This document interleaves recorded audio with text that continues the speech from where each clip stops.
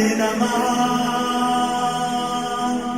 हरे हराय नमः। हरे कृष्णा। आज हम भगवत गीता अध्याय 5 श्लोक नंबर 7 सीखेंगे। चलिए शुरू करते हैं। योग युक्तो विशुद्धात्मा विजितात्मा जितेन्द्रियः सर्वभूतात्म भूतात्मा कुर्वन्नपि न लिप्यते। अब हम इसे धीरे धीरे बोलकर समझते हैं।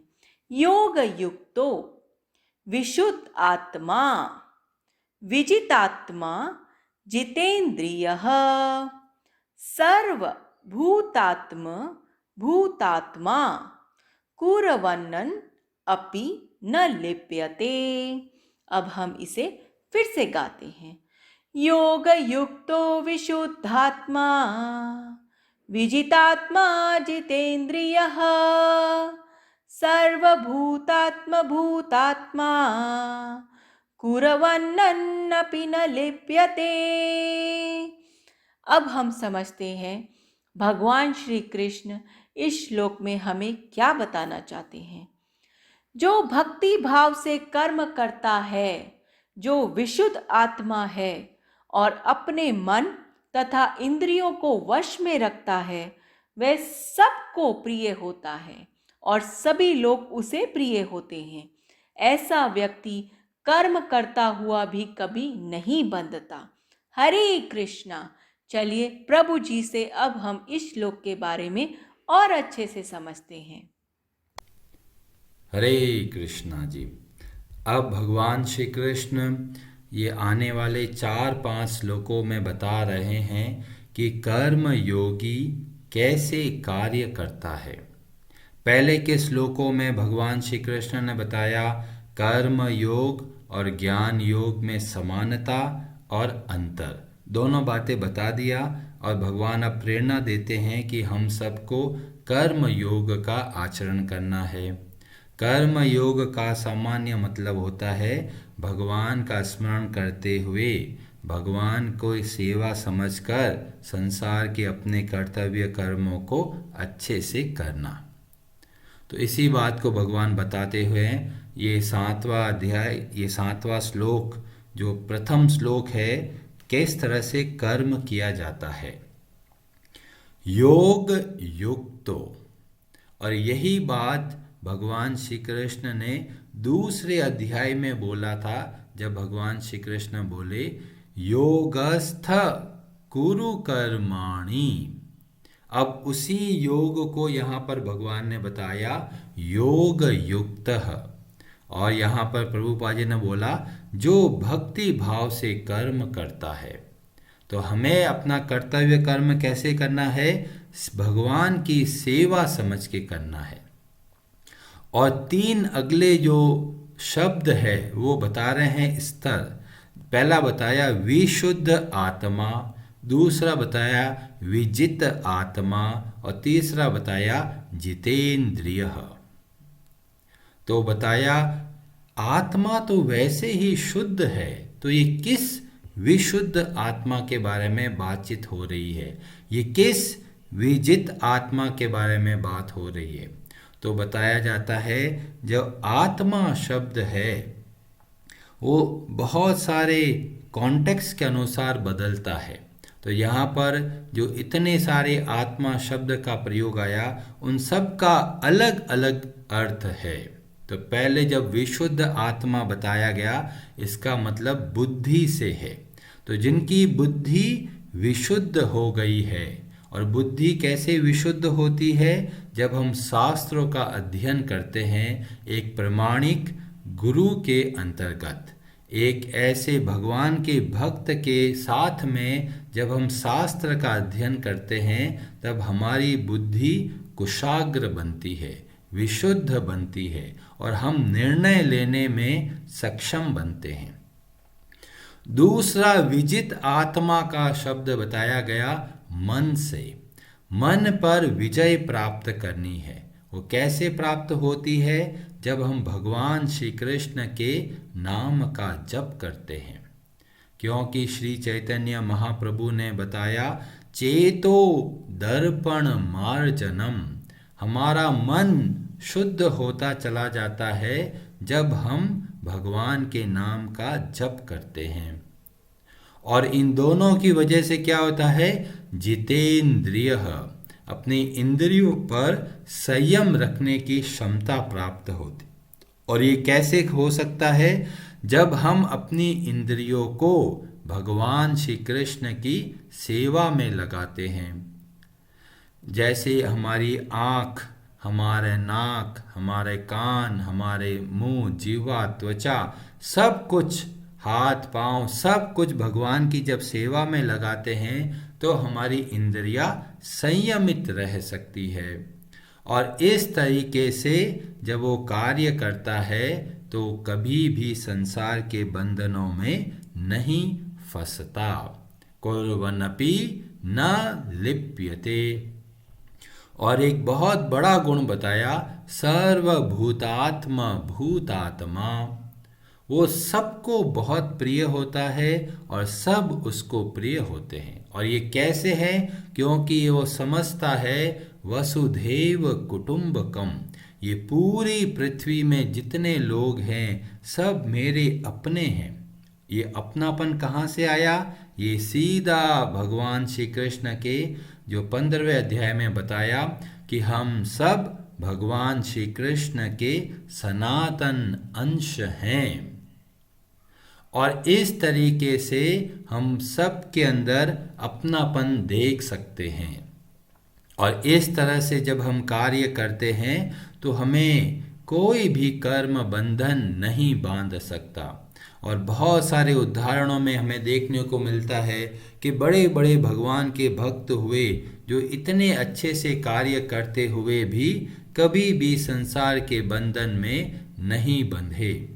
अब प्रभुपाद जी यहाँ पे तात्पर्य में बताते हैं कि जिस तरह से वृक्ष की पत्तियाँ तथा टहनियाँ वृक्ष से भिन्न नहीं होती, और वो भली भांति जानता है कि वृक्ष की जड़ में डाला गया जल समस्त पत्तियों को तथा टहनियों में फैल जाता है। तो इसीलिए हमें बोला जाता है कि हमें तात्पर्य को बहुत अच्छे से समझना चाहिए।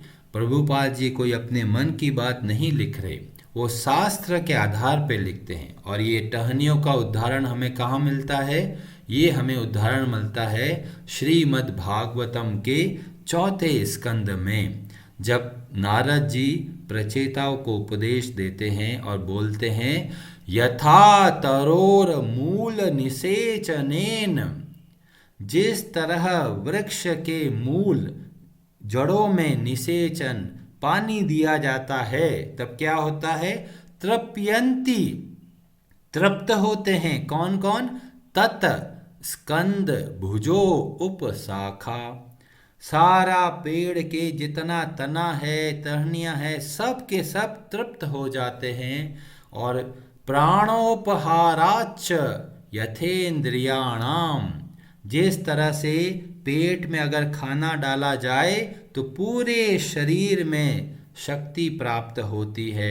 आप अलग से आंखों तो खाना नहीं देते, हाथों को भी खाना नहीं देते, केवल खाना पेट में डालते हैं और पूरे शरीर को शक्ति प्राप्त होती है।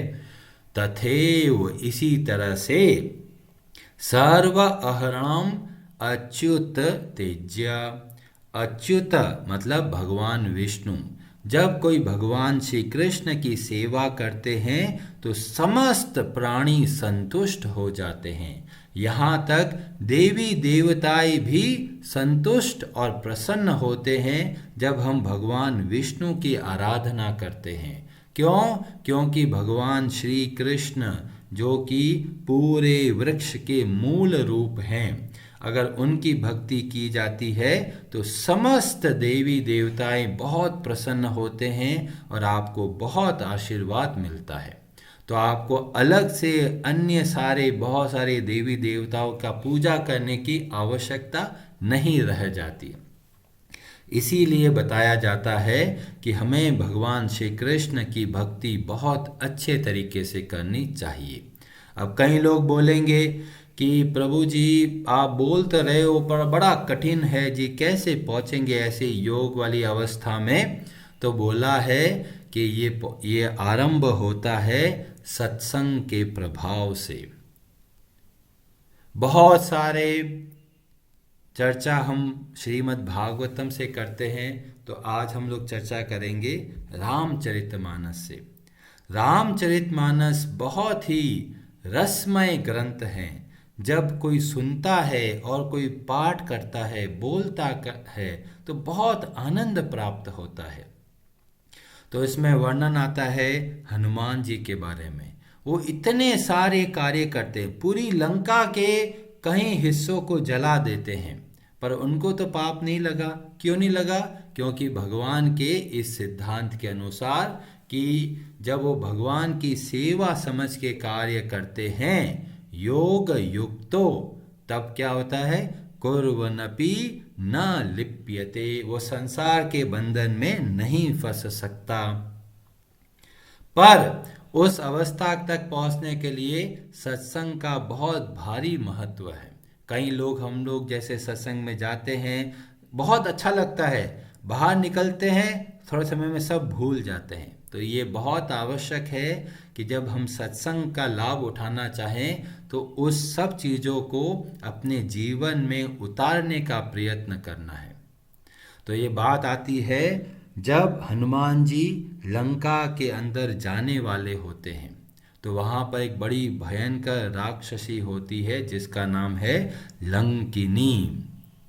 मच्छर के रूप धारण करके हनुमान जी जा रहे होते हैं, तुरंत वहाँ पर वो लंकिनी रोक देती है हनुमान जी को, और हनुमान जी अपना रूप प्रकट करके एक भयंकर मुक्का मारते हैं, मुष्टिका या मुट्ठी का प्रहार करते, और बुरी तरह व्याकुल हो जाती है और तुरंत हाथ जोड़ के बोलती है कि ब्रह्मा जी ने मेरे को बोला था जब एक वानर आके मेरे को व्याकुल कर दे तो समझ लो कि अब ये लंका जाने वाली है, सभी राक्षसों का वध होने वाला है, और आप तो भगवान के दूत हैं और मेरा बहुत सौभाग्य है कि आप जैसे भगवान के भक्त के दर्शन हुए।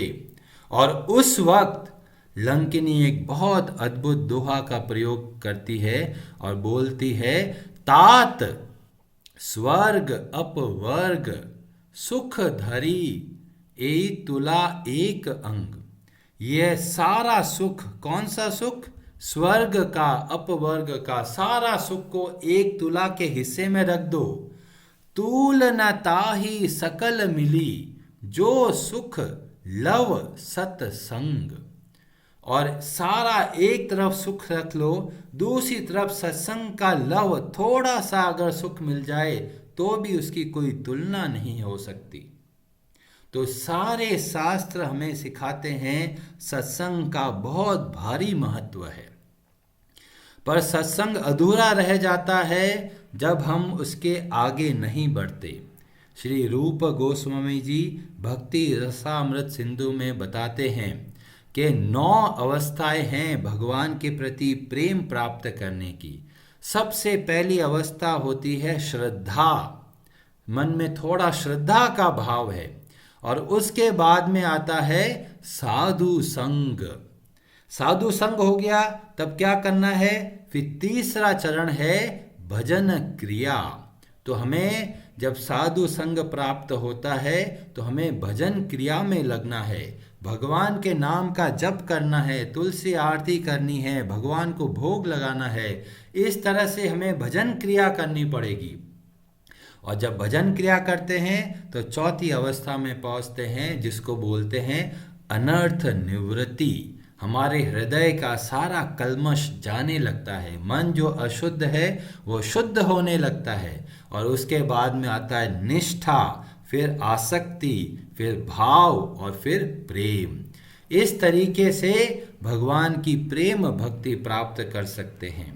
और हनुमान जी जब आगे चलते हैं, अरे ये पूरी लंका में एक अलग तरह का घर कैसे दिख रहा है, वहां पर तो तुलसी दिख रही है। ओ हो, तुलसी है तो मतलब ये तो कोई भगवान का घर है, भगवान के भक्त का घर है।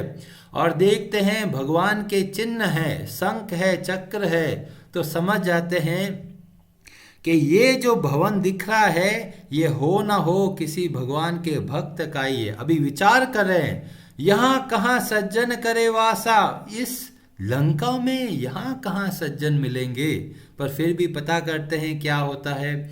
और इतने में विभीषण जी मिलते हैं, और विभीषण जी जैसे ही हनुमान जी का परिचय पता करते हैं तब बोलते हैं, अब मोहि भा भरोस हनुमंता, बिनु हरि कृपा मिलहि नहीं संता।